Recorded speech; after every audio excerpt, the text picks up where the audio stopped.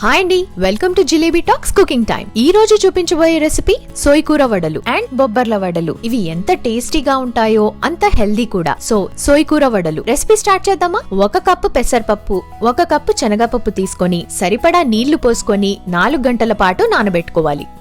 వీటికి 4 గంటలు నానబెడితే సరిపోతుంది, లేదంటే పిండి మరీ మెత్తగైపోతుంది. నానబెట్టుకున్న పప్పుల్ని మంచిగా కడిగి రుబ్బుకోటానికి మిక్సీ జార్లో వేసుకోవాలి. వాటితో పాటు టేస్ట్ కి సరిపడా పచ్చిమిరపకాయలు, 1 ఇంచు తరిగిన అల్లం ముక్కలు, టేస్ట్ కి సరిపడా ఉప్పు, 1/2 కప్పు నీళ్లు వేసుకొని మరీ మెత్తగా కాకుండా మరీ గరుగ్గా కాకుండా మధ్యంగా రుబ్బుకోవాలి. రుబ్బుకున్న పిండిని బౌల్లో వేసుకొని దాంట్లో సన్నగా తరిగిన 1 ఆనియన్, సన్నగా తరిగిన 1 కొత్తిమీర కట్ట, 1 కప్పు తరిగిన పాలకూర, 2 కట్టలు తుంచి పెట్టుకున్న సోయకూర ఆకులు, ఇవన్నీ మంచిగా కలిసేలా చేయితో కలుపుకోవాలి.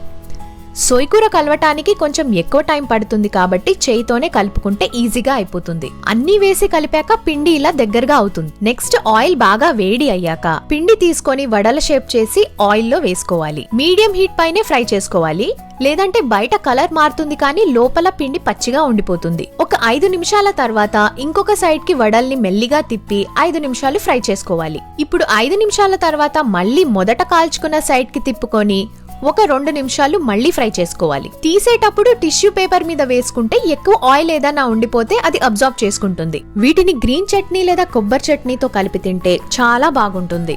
బొబ్బర్ల వడలు చాలా healthy and super food recipe ఇది. దీనికోసం నేను 250 గ్రాముల బొబ్బర్లు తీసుకున్నాను.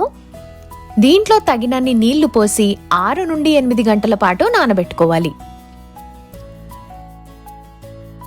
నానబెట్టుకున్న తర్వాత చూడండి మంచిగా మెత్తగా అయ్యాయి. వీటిని ఒకసారి వాష్ చేసుకోవాలి. నెక్స్ట్ రుబ్బుకోవడానికి మిక్సీ జార్లోకి నానబెట్టుకున్న బొబ్బర్లని ట్రాన్స్ఫర్ చేసుకొని అందులో టేస్ట్ కి సరిపడా పచ్చిమిరపకాయలు, 1/2 ఇంచ్ అల్లం ముక్కలు, టేస్ట్ కి సరిపడా ఉప్పు, చిటికెడు ఇంగువ, 2 టీ స్పూన్ల జీలకర్ర పొడి, 1 టీ స్పూన్ చాట్ మసాలా పొడి వేసుకొని కొంచెం బరగ్గా రుబ్బుకోవాలి. ఇలా ఈ కన్సిస్టెన్సీలో ఉంటేనే వడలు మంచిగా వస్తాయి. రుబ్బుకున్న బొబ్బర్ల పిండిని బౌల్లోకి ట్రాన్స్ఫర్ చేసుకొని కట్ చేసుకున్న 1 ఆనియన్, సన్నగా కట్ చేసుకున్న 1 కొత్తిమీర కట్ట వేసుకొని మంచిగా కలుపుకోవాలి. స్పైసీగా కావాలి అంటే దీంట్లో సన్నగా కట్ చేసుకున్న పచ్చిమిరపకాయలు కూడా మీద నుండి యాడ్ చేసుకోవచ్చు.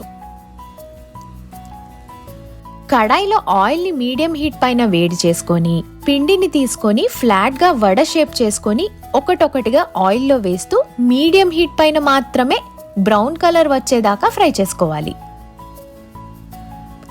కాసేపు అయ్యాక ఇంకొక సైడ్ కి ఫ్లిప్ చేసుకొని లైట్ బ్రౌన్ కలర్ వచ్చేదాకా ఫ్రై చేసుకోవాలి.